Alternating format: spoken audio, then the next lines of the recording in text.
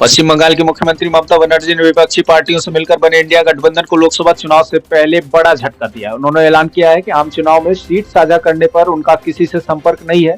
उन्होंने कहा कि लोकसभा चुनाव के लिए उनकी पार्टी अकेले उतरेगी। इसे राज्य में कांग्रेस और लेफ्ट के टीएमसी के साथ लाने की कोशिशों को बड़े झटके के तौर पर देखा जा रहा है।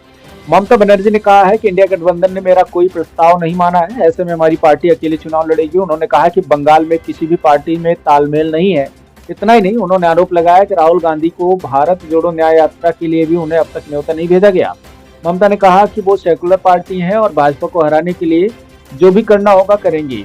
उन्होंने इंडिया गठबंधन का हिस्सा होने से खुद को मना कर दिया। उन्होंने कहा कि भारत जोड़ो यात्रा निकालने को लेकर उनसे बात नहीं की गई। बंगाल से जुड़े किसी भी मामलों में उनसे कोई संपर्क नहीं किया गया, ऐसा उनका आरोप है। गौरतलब है कि बंगाल सीएम ने एक दिन पहले ही कांग्रेस को नसीहत दी थी। उन्होंने कहा था कि कांग्रेस लोकसभा की 300 सीटों पर चुनाव लड़ सकती है, लेकिन उसे कुछ क्षेत्रों को पूरी तरह से क्षेत्रीय दलों के लिए छोड़ देना चाहिए। कांग्रेस अपनी मनमानी पर अड़ी रही और उन्होंने कहा कि कोई भी भाजपा का उतना सीधा मुकाबला नहीं करता जितना वो करती है। उन्होंने साफ तौर पर कहा था कि कोई भी भाजपा का उतना सीधा मुकाबला नहीं कर पाएगा।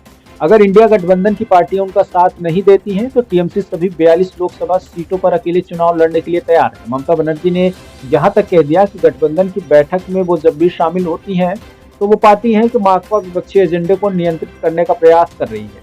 ये उन्हें स्वीकार नहीं है और उनसे सहमत नहीं है। जैसा कि आप जानते हैं कि 34 साल तक ममता बनर्जी ने वहां पर संघर्ष किया है पश्चिम बंगाल में। तो ऐसे में ममता बनर्जी इंडिया गठबंधन की सभी शर्तों को स्वीकार कर लें, ऐसा संभव नहीं हो सकता है। ये कयास पहले भी लगाए जा रहे थे कि ममता बनर्जी इंडिया गठबंधन के लिए खतरा हो सकती हैं। इधर नीतीश कुमार पर किसी भी तरह की कोई सही पोजीशन नहीं बताई जा सकती।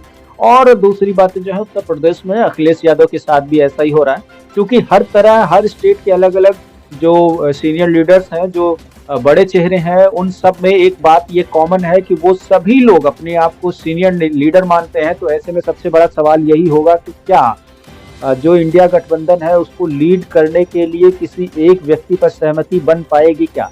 पिछले दिनों जैसा कि प्रधानमंत्री पद के उम्मीदवार के तौर पर जब कांग्रेस के राष्ट्रीय अध्यक्ष खड़गे को प्रोजेक्ट किया गया तो इसको भी लेकर के बहुत सारे लोगों के चेहरे उतर गए थे। नीतीश कुमार उनमें से सबसे पहले थे।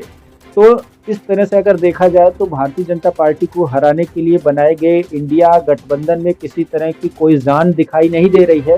और आने वाले समय में ये साफ हो जाएगा कि जिस तरह से ममता बनर्जी ने अलग चुनाव लड़ने का ऐलान कर दिया, उधर केजरीवाल ने आम आदमी पार्टी से पंजाब में अलग चुनाव लड़ने का ऐलान कर दिया। तो अब ये देखना ये होगा कि क्या जो बची हुई पार्टियां हैं वो सब एक साथ मिलकर चुनाव कांग्रेस के अधीन होकर लड़ेंगी या फिर वो भी अपना अपना कुछ अलग रास्ता अख्तियार करेंगे। ब्यूरो रिपोर्ट, नई दिल्ली।